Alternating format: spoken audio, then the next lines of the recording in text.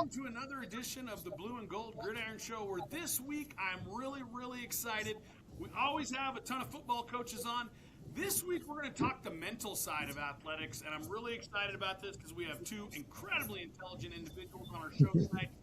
Dr. Rich Tenney and Mr. Spencer Meyer. Really excited to have them on, and we are going to talk about how to develop the mental side of the game. There's so much discussion on developing athletically, all sorts of different things, but how do you give your team an advantage on the mental side? So we're going to dive into that today. But before we do that, I just want to take just a moment to remind everybody, the Blue and Gold Gridiron Show is brought to you by School Funder. School Funder, the only online fundraising company in America that lets you keep all of the money your team raises. You would never willingly give away 20% of the wins your team earns. So why do coaches all across the country in all sorts of sports give away 20% of their proceeds in fundraising when you don't have to? Contact the good people at School Funder at schoolfundr.org and let them know the Blue and Gold Gridiron Show sent you, as it'll help the show. While you're helping the show right now, don't wait. Hit subscribe immediately. You're not going to get any spam. You're not going to get any emails from me. All it's going to do is update you when we have a new episode, and we drop those pretty much every single Wednesday.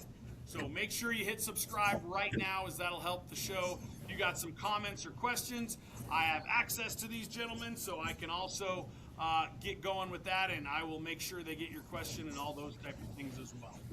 So we're going to start, and I always start by asking guys a little bit about typically we have football coaches, so I ask you about your football story. But today I'm going to ask you about your athletic story, kind of how athletics shaped you, how you got into what you got into, and we'll go from there. So whoever wants to take it first, tell us a little bit about your athletic story. You bet. Well, Spencer, you got if I go first? No, go ahead, sir. Awesome. Well, Cody and I got a little connection. So my alma mater, that room right there is where my coaches were playing football at Prescott High School. So we got the same colors going on here. That my athletic experience started right where Coach Collette is at Prescott High School. Played every sport I could. Football was where my heart was at. That's where my best results were in athletics. From there, going from high school, I went on a church mission for 2 years and came back and was looking into football, and then I met my wife, and we had a child, and things started to change. And so I love the human body. I mean, being athletic, engaging with the body is what I do. So I went into physical therapy and got my doctorate degree in physical therapy. Had the awesome opportunity straight out of school to do an internship at Duke University. I got to work with professional athletes, got a feel for what it's like at that high level sports performance, and while I was there too, get into some research with one of my professors there. So I've always had this desire to learn how to improve performance, whether it be an 80-year-old patient who's trying to walk to her mailbox or a professional athlete in the NBA who's recovering from a major injury. And so that brought me into that process of human performance. And then just recently I started working with Prescott High School with Coach Collette to be the sports performance specialist and coach at the high school. And prior to this, I was working with an athlete from Embry-Riddle Aeronautical University where Spencer works. And as I was working with her, I started to say, are you working with any of that mental performance psychology aspects of sports? Because I find that there is significant integration between the physiology and the mental aspect of sports performance. And she said, yeah, we just had a gentleman just start at Embry-Riddle. And so I sent out an email to Spencer, and we got started on working together and developing a program for high school athletes, as well as working with his athletes at Embry-Riddle Aeronautical University, talking about that sports performance, which we know is physiology, mental, and identity, or that culture, or that environment, or that experience. So those three are the pillars that work with that. And Spencer and I love this connection between my physiology and movement specialty, his specialty in the mind, the cognition of that performance, and then bringing that together. So that's kind of the story where I come from. We can go down athletics. I love that as well. But specifically this human performance aspect that Spencer and I get to do together here in the Prescott area. So that's kind of a little bit of my story. Spencer's going to make it sound so much better when he takes over the rest of this. So Yeah, thanks, Rich. Yeah, no, it's pleasure to be here, Coach Collette. And so my background is in, like Rich had said, more the psychology. And so I went to grad school and have my license and master's in counseling. And so was working with a lot of people in the office who were struggling with a lot of anxiety, confidence challenges. And I was also, so I grew up playing basketball, soccer, and volleyball, and in San Diego. And then I was coaching volleyball on the side. I'd coach soccer, basketball, and I was doing them separately for so long. And I was working with athletes on the mental pieces in my coaching. And I said, well, why am I not combining these worlds? And so created a private practice in working with athletes in their mental performance, and then transitioned that over to Embry-Riddle. And Embry-Riddle didn't have a mental performance or sports performance coach prior to me coming here. That was a position I was able to create and develop here. And so they understand the performance. I also work with pilots because, as you may know, Embry-Riddle's kind of specialty is in aviation. And so I work with pilots on staying regulated and performing when they're flying, because when we're flying across the country, I feel a lot more comfortable when the pilots feel more comfortable. So when I'm on their planes, I usually want them to be in a pretty good headspace. And so it's been great to use those same tools that pilots are using, that athletes are using, and that professionals are using. And so being able to partner with Rich to integrate that physical piece into this work and collaborate and kind of create more of an alignment between our body and mind instead of trying to just work on one or the other. So really grateful to be here and glad our paths have led us to working together and to this podcast.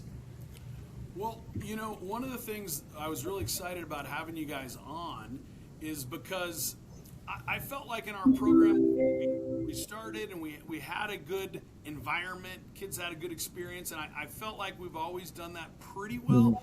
But quite honestly, I felt like there was a little bit of a drop in certain things in that area. And one of the things that I think is most challenging about being a high school coach is you're pretty much expected to be an expert in your sport, an expert in strength conditioning, an expert in the mental side of it, and I am not an expert in all of those areas. I try to study as much football as I possibly can, but I wanted to bring people in that have so much more experience in this area. And as Rich knows, I prefer the terms experience and environment over culture, because I do feel like culture is a little overused. But the environment you create on a day-to-day basis.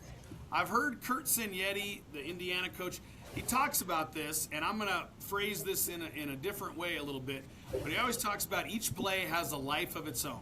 You're not impacted by the success or failure of the previous play as you get to the next one. Each thing has a life of its own, and that's such a great way to put it, but it's a lot easier said than done. It's a lot easier said to not let that previous play affect you. And both you guys have great experience with athletes that maybe had a negative play and it's affected them much, much deeper into the game. So we'll kind of elaborate into that, but there's so much talk of developing players athletically, physically, in your sport, all that stuff. But how do you, and I want to get both your guys' insight on this, so whoever wants to go first can take it on each question, but how do you think is the best way, and this podcast is obviously kind of geared more towards football coaches, how do you think is the best way to attack developing your team mentally?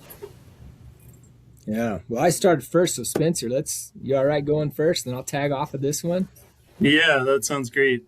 I think the first step is understanding and helping players, especially this generation, needing to know why anything is happening. I think maybe when the three of us were growing up in athletics, you kind of just did what the coach said, and that was it. You didn't really, if you asked why you were doing something, you'd probably find yourself running some stairs pretty quick and thinking about how that why maybe didn't matter as much as you thought it did. And with our students now and our athletes at the high school, college level, they need to understand why.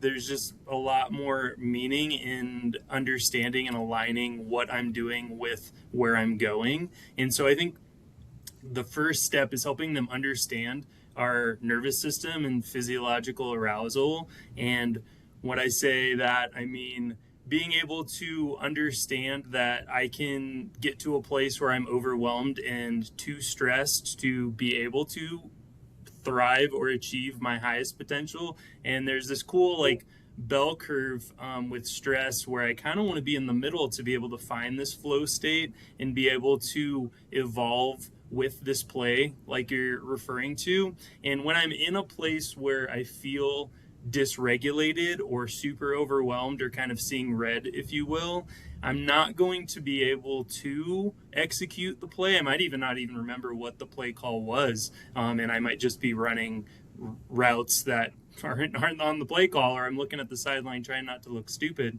And it's really because I'm to this point of being so dysregulated. And so I think the easiest place to start is being able to educate them about our nervous system. And I know Rich can build off of this too, and he has a great framework for it.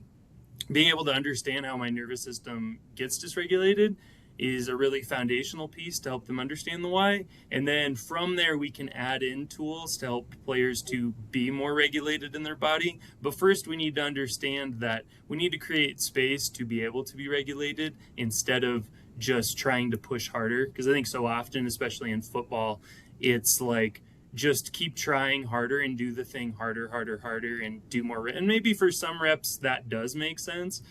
Just do more.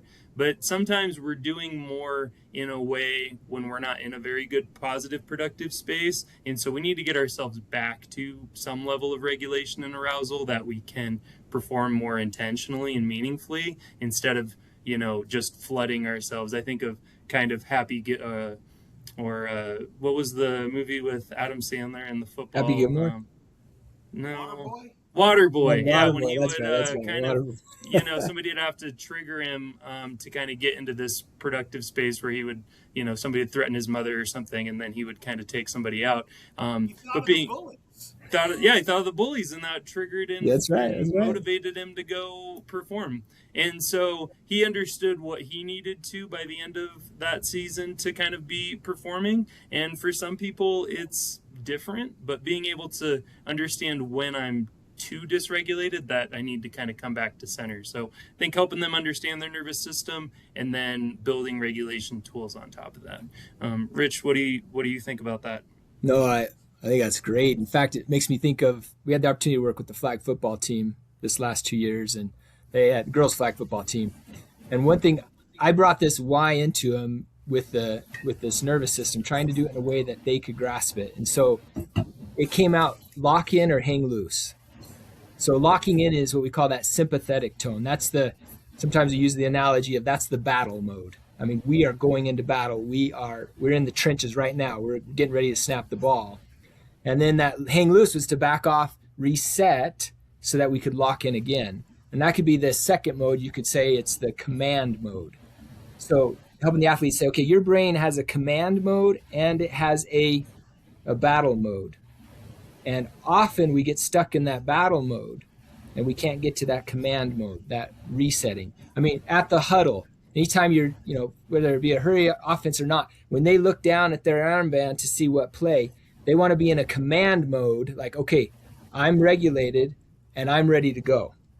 Then when I get to the line and we're snapping and I'm on the ground, now I'm in that battle mode. That ability to be flexible between those two modes, that nervous system mode, being able to shift, that's where elite performance is. And Cody, you asked that question, what do we do at the end of the game when we got two teams that are solidly together, solidly coaches, what makes the one lose and the one win?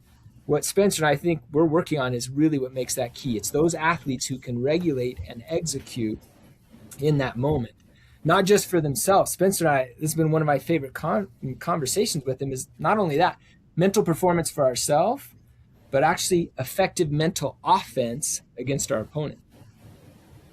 Ways that we can engage our opponent to dysregulate them. Now, of course, I'm not talking about talking about their mother or anything, because knowing water boy, what happens there, you're going to maybe light up a monster. But you can do mental performance that way, even teaching your athletes mental performance on how to engage with them. Now, what I love about Spencer says, you can't even get there unless they know how to regulate themselves.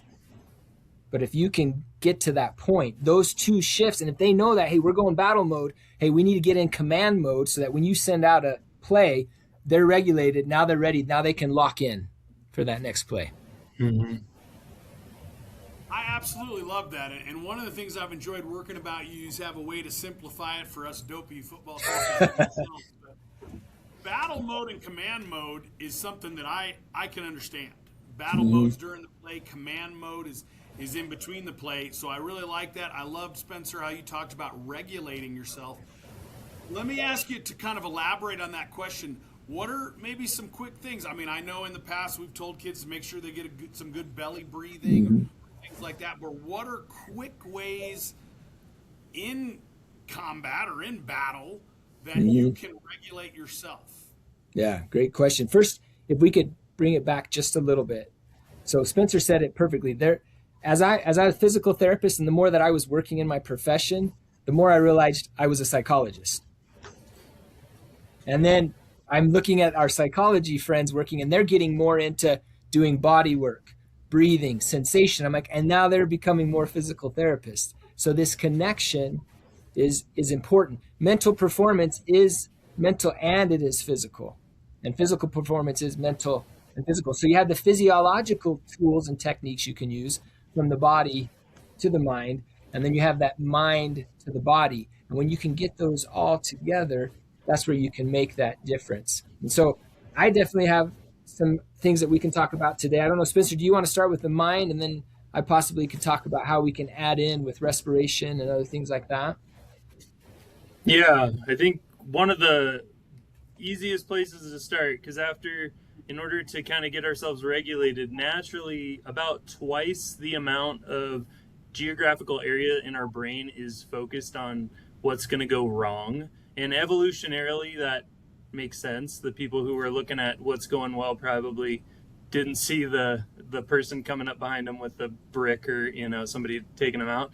And so it makes sense. And the challenging part when we're going from battle mode to command mode is we're thinking about that last play. And I know you've seen it as a football coach. Sometimes we just notice patterns and things. Oh man, this team is just, even before the game even starts, we're playing this team. They're a lot bigger. They have a huge line. Like, their running back is unreal. Like, just so everybody knows. And then I start preparing, and I go, wow, this running back is going to beat me on the sides. Like, their line is too big for me to even do anything with. And so all of this kind of creates this narrative of focusing on what's not going to go well. So if I miss a tackle, especially if I'm a DB and this wideout just keeps getting past me over and over and over again, all of that evidence is being collected, and I'm telling myself, man, I'm just not going to beat this guy. I'm just keep getting beat off the line.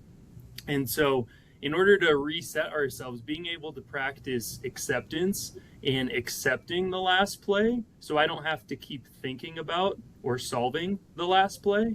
And so the easiest way to do that is whatever thought comes into my mind, like this receiver is super fast. The next thing I want to do is accept that thought by saying, and that's okay, because there's nothing I can do about that receiver being fast right now. We're in the game. I don't have time to get faster right now. I mean, maybe there's some things like positionally or how I'm standing or different cues that I could get from a coach to be able to get off the line a little bit better. And in that moment, there's not a lot I can do. So just accepting that is going to be huge instead of fixing it. Because otherwise we see players who continue to make the same mistakes over and over again because they're continuing to focus on that mistake. And it's as simple as just accepting it so I can take the power out of it, so I can come back to the moment and be in battle mode instead of in fix it mode. And being in fix it mode is just going to keep focused on what's not going right, even though I have the best intentions. I can do that when I get off the field. Maybe when the offense gets on, I can kind of reflect on, hey, what can I do? What would be a good idea for me to fix going back out there? But in the moment, in between plays, in between the huddle, just noticing what I'm thinking and practicing accepting that by saying, and that's okay, is such a quick way to allow my mind to come back to the present moment instead of trying to fix what's in the past. So I think that's a real easy thing that players can do and just practice accepting when they're on the field. And then you can fix it when you get off. But I don't want you fixing it while you need to cover this whiteout. Yeah. Exactly. And we talked to guys about that. You can't affect what has already happened. You can accept where we're at right now and what can we do right now at this moment to better the situation. But I really like that. That's good stuff there. So next question here, and talking about ways you can do this, Mr. Tenney is spearheading a senior leadership council that we've been doing with our guys that kind of they pick what they want our team to represent, and he's done a fantastic job with that. I've really enjoyed that a great deal. But what are things you can do to create chemistry within your team? One of the difficult parts about being a football coach is that there's a lot more people. And anytime there's more people, obviously that's more difficult to get everybody on the same page and creating that chemistry and that cohesion and things like that. So what are things you think you can do to create that chemistry within a team? Awesome. Well, I'll jump in there. Here's the truth. Spencer and I love this. We love the science of humanity and humans, whether it be how they interact or how they move. And there's good research coming out about what organizations survive when there's threats. And we're in a new world right now. There are new threats. AI, the world's so much closer. We just got done with a pandemic. And they study and they find out which organizations do well. And it's the organizations that come together and everybody has ownership in the decisions. Now, this is what's hard in football coaching. You are the head coach. You got to make those decisions. But because there are so much complexity with so many people, you make a decision. Sometimes you get rifts. And there are times as a coach you have to make that decision. But for instance, like what we're doing with this leadership group is we're bringing them together. We're guiding them to have ownership of what their identity is. Now they're coming in and they have ownership and we're not directing that.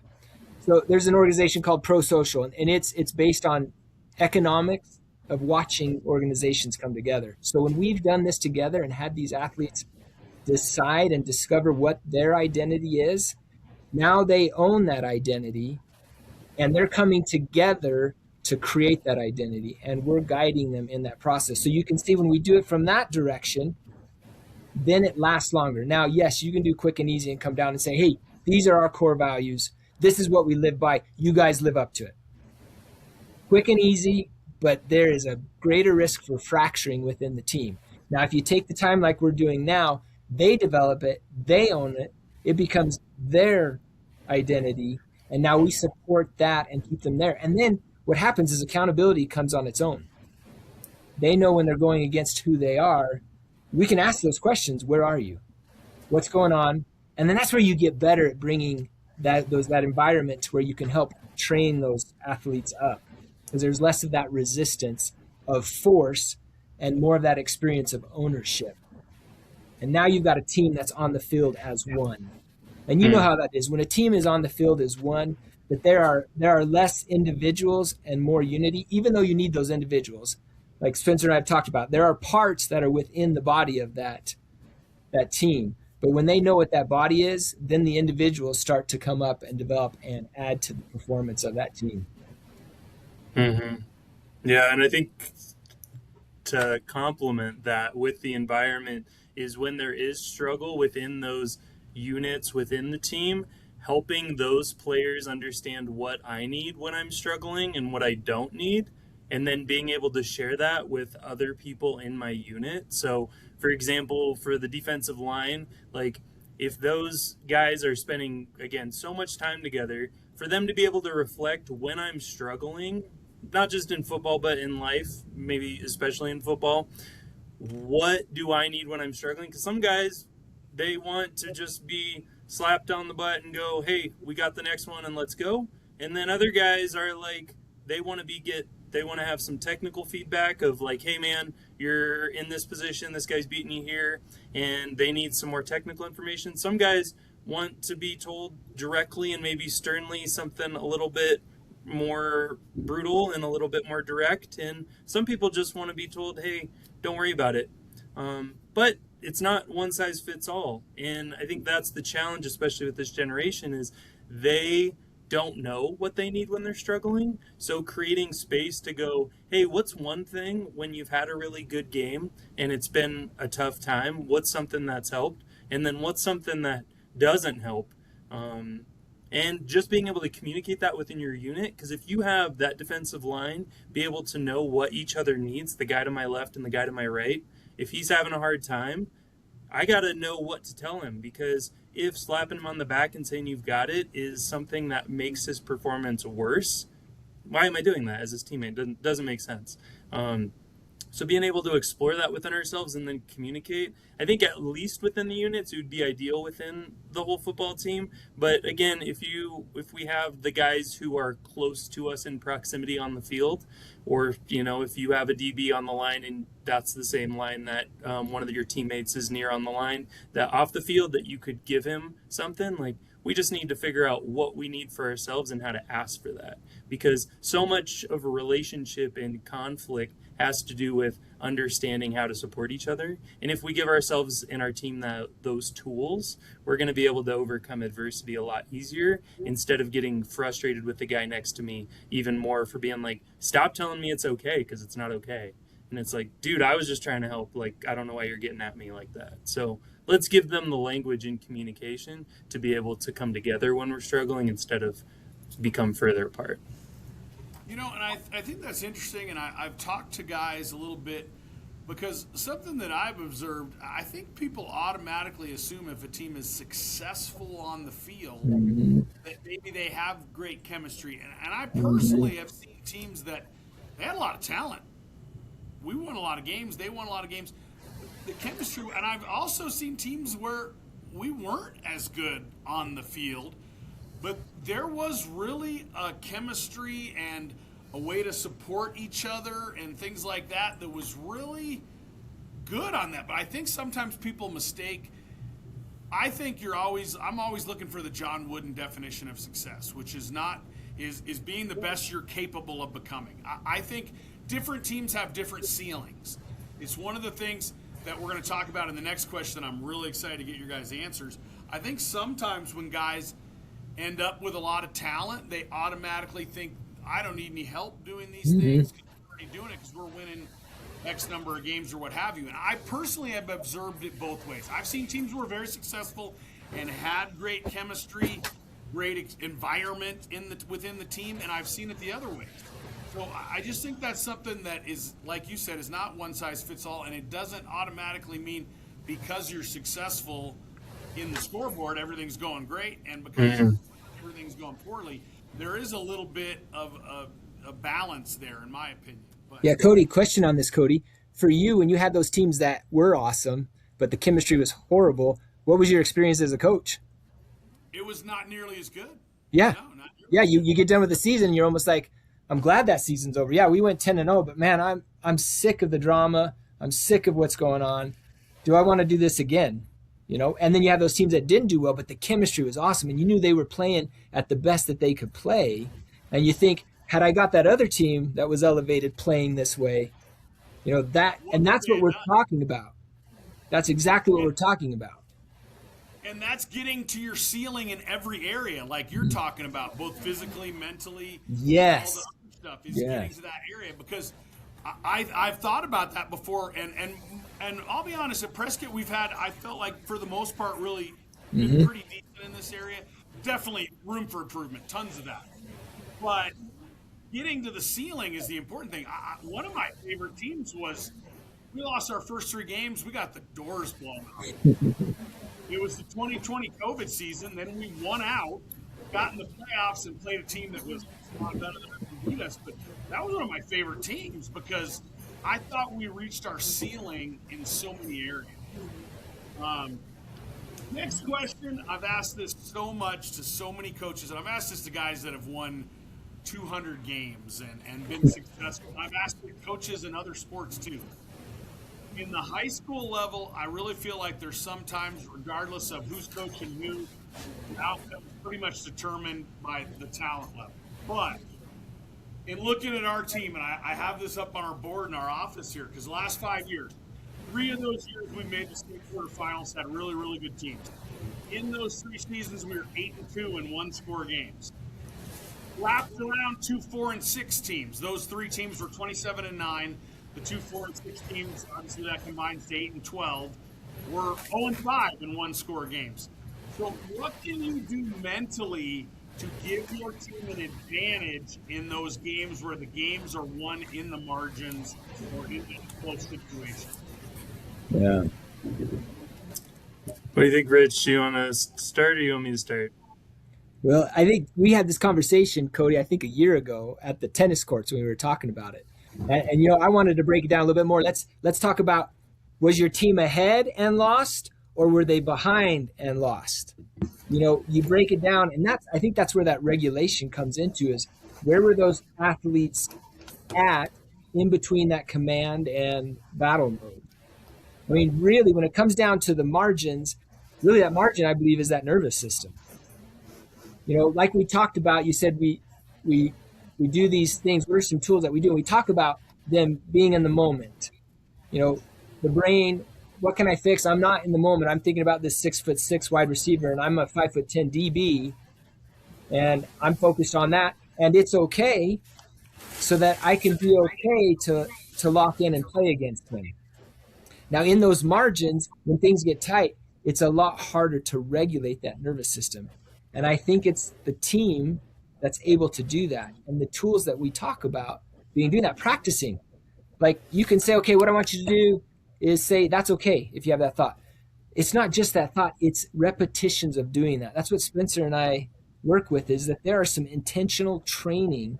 Just as much as you want to train a muscle to get larger, you got to practice intentionally training these mental performance experiences to get there. So you look at that and you say, okay, when we're down and behind, we're going to get here. What are some tools that we can practice to be able to regulate that nervous system so that those margins are adjusted in our favor to get those wins when it's tight? Yeah. Yeah, no, I completely agree. And I think even more on top of that, being able to, and as a coach, like, I love nothing more than going into a lopsided game where, you're the underdog and being able to upset that other team. I mean, and maybe nothing's worse than being on the other side of getting beat by a team that you were supposed to beat, like, without even trying. And so I think being able to, the mental performance in those games when the preconception and expectations are different, we're supposed to win or we're supposed to lose. And if we can go into those games with that regulation, and so adding on even more, if we can visualize the outcome being positive and in our favor, and there's a whole, practice and details associated with visualization, but something I like doing with teams is just before the game, visualizing us winning and looking up at the scoreboard together and seeing the score is us being successful, because it introduces this piece of evidence into our mind that we have not practiced before. If I've practiced, we're playing Yonker coming up, and Yonker's supposed to beat us. It's just how it's going to be. Like, they're just a good team. We're playing Centennial. They're going to beat us, and this is going to be the score. Being able to practice that kind of convinces you how the script is going to go and practices this narrative of losing. And so if I can practice creating this evidence that actually we can win, and I know we all know we can win in any given Sunday kind of philosophy. However, we don't provide ourselves with the evidence that it's possible. And so just being able to see the outcome being positive and we can possibly win, and showing myself that will give myself some of that hope. And then on the other side of that, in game, kind of like Rich had broached a little bit before, if I can get that other team dysregulated in a way that's going to lower their performance, it's going to even the playing field in a way that doesn't have anything to do with technical stuff. So the best way going into that, if we know a team is supposed to beat us, and they know that, then being able to get them dysregulated, especially early on in the game when they're probably playing 30-40% because they're like, we could just walk through this and win. Being able to be regulated and confident going into that space, and then being able to dysregulate them by highlighting their mistakes. So kind of like we're practicing accepting our mistakes, highlighting their mistakes. So then when I get to the line, I'm like, man, I've beaten you off the line the last 10 times. Like, I'm really excited to beat you again. Like, there's just no way you're going to stop me. And most high school athletes are going to start internalizing that and believing in that narrative over time. And so that when Rich talks about the mental offense, I'm just going to highlight the patterns, however it is, that highlight in my favor over you. And if I keep beating you off the line, even if I haven't caught a ball, I'm going to make you start thinking about how I'm beating you off the line. And so now you're not thinking about guarding me anymore, and you're not thinking about where I'm going. You're thinking about, I need to not get beat off the line. And so now I just changed your focus and started dysregulating you. Even if you play for Centennial and you're supposed to win, I'm going to start highlighting those patterns of mistakes for you so you can start looking at those while I start performing. Makes a lot of sense. One of the things that I think coaches in every sport struggle with is when you get in season, there's so much going on that I think sometimes some of these things will help you in the mental game, your mental preparation, and even occasionally in fundamentals. Sometimes you're so scheme that some of these things get lost. And I think the teams that are able to not do that have greater success later in the season. So my question for you is, how do you think coaches can go about building in these things that'll help their team from the mental side, build it into your in-season schedule? And just to give you guys some reference here, if we're talking about, I'm going to give not necessarily our schedule, but a standard Monday. A lot of guys come in Monday, a little bit lighter practice. Maybe they're watching some film.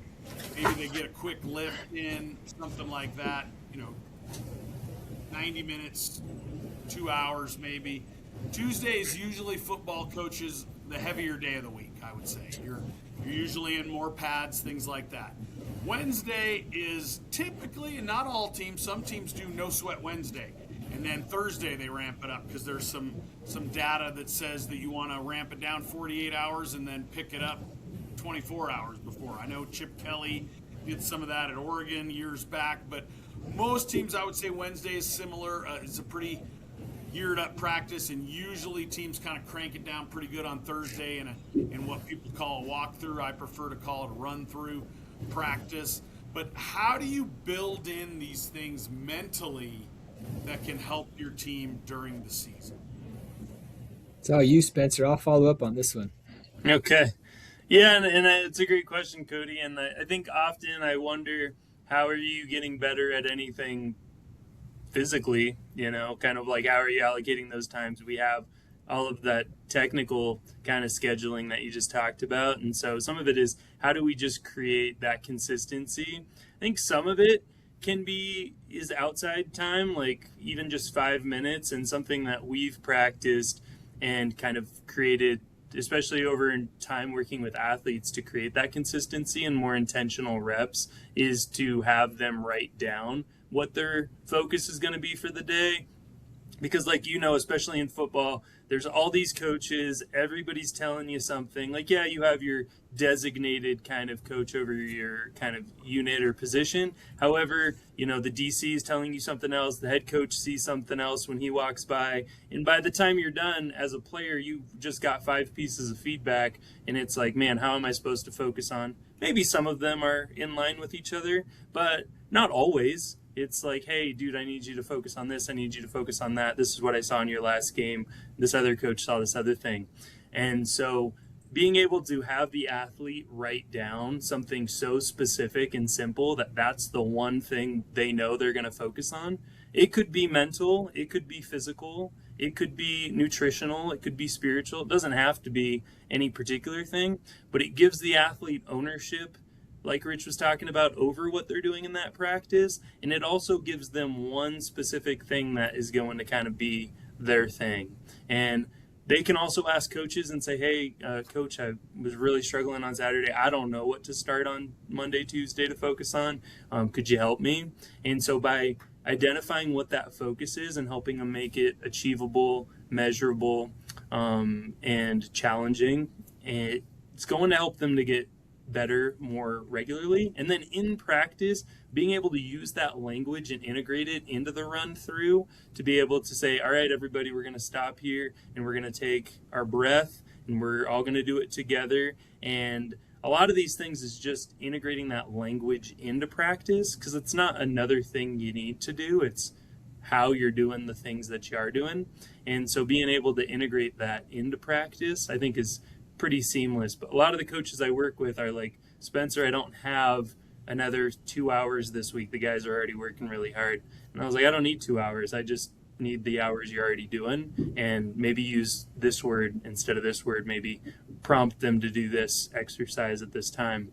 And so if you can prompt their focus ahead of practice to prime their performance, and then be able to integrate some of those regulation skills into the run through or into what you're working on in practice. I mean, it's the same game. We're asking them to do it during a live game anyway. So why aren't we asking them to do it during practice? Yeah, and I can add to that. Here's something specific that you can do when it comes to nervous system regulation. There's an autonomic part of it, things that we can't control, like heart rate. You can't stop your heart from beating. You can't change your blood pressure outside of doing exercise. I can't sit here and say, okay, I want to change my blood pressure. Now I can work through the mind to increase that. One thing that's really powerful that we can have control over is our breath. And we often say that to coaches. Our athletes, we say, take a breath, take a breath. There are more effective ways to take a breath to get them regulated. So even training your athletes how to breathe. I say this with all my athletes and patients and clients. The most important bones that need to move in your body are your ribs. They are what control everything, and that is breath movement. And so there's a way we call it, exhale and ground. In football, the team that owns the ground owns the game. There's no doubt about that. Wide receiver that can cut and bust to one side is the one that's going to get open. The DB that can land and jump is the one that's going to win. We know that in the trenches. So taking an exhale, focusing on that exhale and getting down to the ground. And so you train that in reps before. I got you on the line. Inhale, exhale. 8 seconds, down. Do you feel the ground? Yes, coach. Boom, go. Right there, that type of simple thing. You get them breathing, and you take them out on a huddle and they're dysregulated. Last thing you want to do is throw in another scheme for them to work on and say, hey, I want you to come right here. I want you to take a deep exhale. Breathe in, blow out, feel the ground. You got the ground? Yes, coach. I'm here. I'm present. Then you're priming that brain to be able to get them to that next step. And we miss that all the time because we as coaches, we want to fix it. We want to fix it. Just like that D-back is trying to fix a 6'6" wide receiver. Getting back to that and you regulating. I will tell you off the bat, the most powerful. Spencer and I were sitting at a game with the girls basketball, and Spencer was teaching me how we were trying to dysregulate the coach in mental offense. Because if we could dysregulate the coach, the downstream is going to be powerful. So yes, I mean, I'll give you a little sheet that you can hand out to your subscribers that they can integrate this ground, exhale and ground activity and practice that in. In fact, I would say, lineman, every time you go up, you're going to breathe in, you're going to blow out, and you're going to get on the ground. I am here, I am now, I know my assignment. I am here, I am now, I know my assignment. And then watch them play that off. You just got me into a question that I was not going to ask, but I'm going to ask now. We have talked to our quarterbacks and some of our positions about a principle that a lot of coaches call ASCA. And ASCA is assignment, stance, key read, alignment, stance, read, and assignment, meaning you got to know where you're supposed to line up, first off. You got to get in the right stance when you get there. You got to know what your key is on that play, and you got to know what your assignment is. I talk to the quarterbacks about that, and I say alignment. Most time we're in the shotgun, so that's pretty easy for them, but they're thinking, where's the running back? Yes, I tell them, is there a shift or a motion? Key read, same thing. What are you keying? Assignment, what is your job on this play? Is there things like that? Do you find things like that beneficial in helping them right before the snap? Obviously, I love ground and breathe and ground. Get your breath, feel the ground, locked in at that moment. But are those things like that, you guys have found those to be helpful, and have you integrated that maybe in other sports? Go ahead, Spencer. I like that. Awesome. Yeah, it's a great question. Really good question. Yeah, that's a great question. Yeah, I think the easier something the military does real well and football does real well is acronyms. And I think it's an easy reference for players and soldiers to be able to act more intentionally and more in that battle mode with like balancing, because what we're really talking about is balancing going from that command mode to that battle mode. And so being able to prompt yourself and give your working memory, filling that up with what your responsibility is in the present moment, is going to help you be more effective instead of thinking about what happened in the past or what could happen in the future. And so if we can give our brain like a real quick checklist, again, I do this for my pilots, I do these for the athletes, like if they can practice going through that checklist real quick, like, and they have a prompt that is queued up, like you're saying, they're going to be able to do that a lot quicker without as much working memory and as much knowledge. They're just going to be prompted. And this is what I do when I get into this space. Again, I look for my alignment, and that's the first thing I do. And I think being able to integrate that breath and ground into some part of that, or maybe that's queued up before or after, like it's going to give people more regulation and get them back to the present moment where they're going to be more effective. So I love quick cues like that, because then athletes have already practiced them in practice, and then it's going to make it easier to access that skill set in the game. Yeah. And then adding a physical component. I love that, Cody. What you could do is say, we're going to practice right now as a quarterback. I want you to speak the word out while you do it. Align. Brain's doing it. You know, what's the next one? Alignment. Well, for the quarterback, I make it shift in motion. For everybody else, it's stance. Yeah. Mm-hmm. So whatever it may be, have them speak it and do it in practice. Speak it and do it. That's another repetition. That's the mouth and the tongue helping to wire what's happening in the cognitive. And that's that repetition. And getting back a little bit to the question you asked about, you know, our days are so packed already, right? You know, back when my dad was a kid playing football, they didn't drink water because it was weak to drink water. Now they know the investment of drinking that water is so much better for the athletes. Taking the time to work on the mind is like drinking more water to help your teams win. You know, as a coach, you have to take a shift and say, I'm ready to elevate and step out of the dogma of my previous experience to get into this. So that investment of taking time to work on the mental aspect during the busy week, saying, I see this as more influential. The return on investment is going to be, the ROI on this mental work is going to be more effective than me getting another 20 reps in on this certain activity. I can do 15 on this, and now I work on this. Now I know that 15 reps is going to be worth 30 because they're regulated to follow that. So it is a shift, especially with our athletes this day, as Spencer was talking about. They don't even know what they need, let alone giving us the ability to find out what they need in their teammates to do that.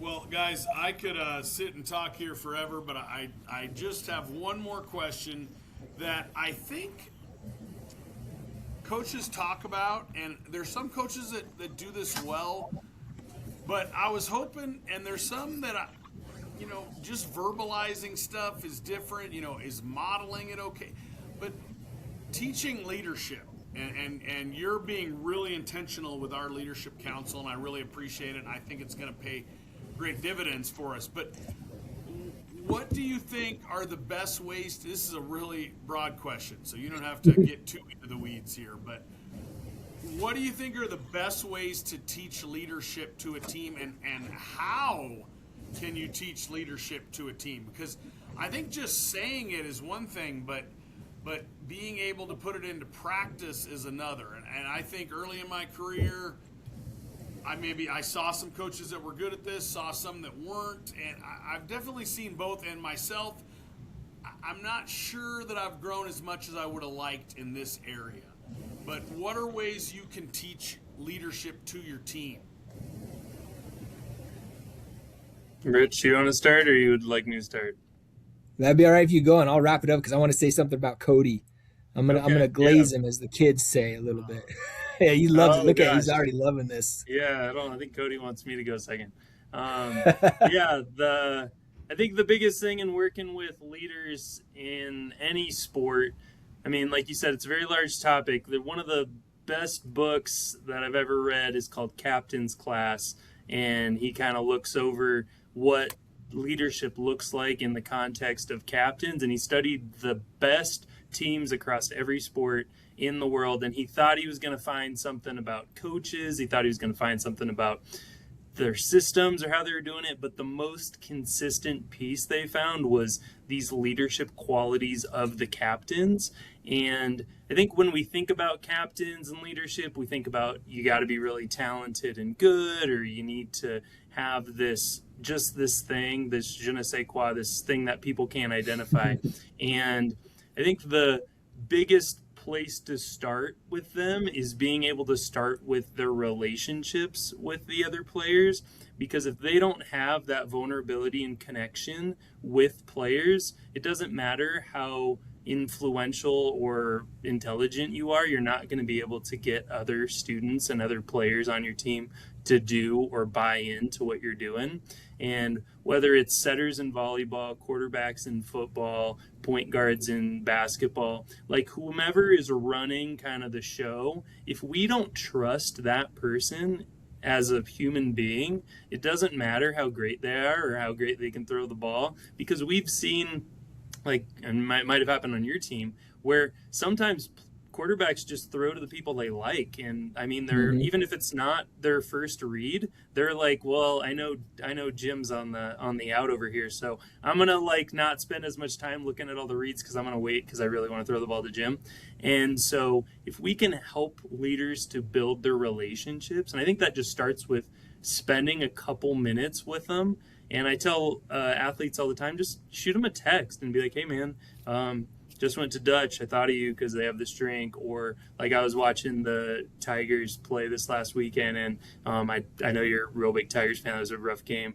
Just being able to remember something about somebody or show an interest to them that doesn't have to do with what we're working on is so big for everybody to feel seen, and especially for those players who they're not connected with. I mean, it's easy, right? I'm a huge Cowboys fan. Most of the time I get along with other Cowboys fans, but the second I meet an Eagles fan, it's like, forget it. I don't want to look at you. I don't want to throw the ball to you. I don't want to be on your team. And it's like, I really got to go out of my way, because when I meet that guy, I'm like, man, not a huge fan. Donovan and McNabb's okay, and so then I can cross the bridge over McNabb to kind of connect with them, or Terrell Owens, or whatever, and being able to build that relationship and show an interest in that person is going to be the biggest place any leaders can start, because I think we get real technical with leadership sometimes, and if we don't have that vulnerability and connection, it really doesn't matter. Rich? Yeah. Did you hear that word he said, Cody? Vulnerability. Did you love that? I prefer trust as well. Okay. or we talked about it. You had the reality, the being real in that process. And this that was the one I said, real. There we go. Yeah. Did you know that connection? I prefer trust over relationship, real over vulnerable. There you go. All right. Okay. And that's part of it. I mean, we're doing it right now, is learning each other's language. You know, figuring out how to speak that is that connection. And and I'm talking about throwing glaze in the sense that you are more real and more trustworthy this year as a coach because you are being vulnerable. You said, hey, Rich, I need some help. And we sat down with that coaches meeting, and we got to throw some things out on the table, being vulnerable, so that we could develop those relationships. And we talked about the boys. I mean, you know all their names, but how often have they come out of your mouth? You just saying their name. We talked about that power of their name. That's one little step towards coach sees me. Coach sees me. And when their athletes see you and know that you have that connection, and their teammates see them, then the skills of that leadership or that command mode kicks in automatically. And you're not trying to be a leader. Leadership happens because of that connection. Hmm.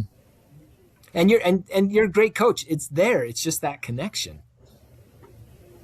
Well, guys, like I said, I really, really appreciate your time. I'm looking forward to continuing to talk to both of you and hopefully definitely work with Coach Tenney, but love to have you involved whenever you can be, Spencer, as well, because I really think for a while there, I think probably 25, 30 years ago, the advantage was in strength conditioning because that hadn't developed. Now, there's obviously still some bad strength programs, but I think there's so much information out there that for the most part, it's not awful as it was maybe in the early 90s or something like that in terms of the coaching of it. And then I think that kind of shifted to making everything feed the cat style on a foundation of rest, recovery, and sleep. I think that was the next advantage. And I really think the next advantage people can create in their programs is the mental part of it. So, and you guys obviously, like I said, are experts in this area. So I am really thankful to have you on, and I appreciate your time. And hope everybody else got something out of this. I know I did. And we will see everybody next time for another edition of the Blue and Gold Gridiron Show. Thanks, Coach. Thanks, Cody. You're awesome.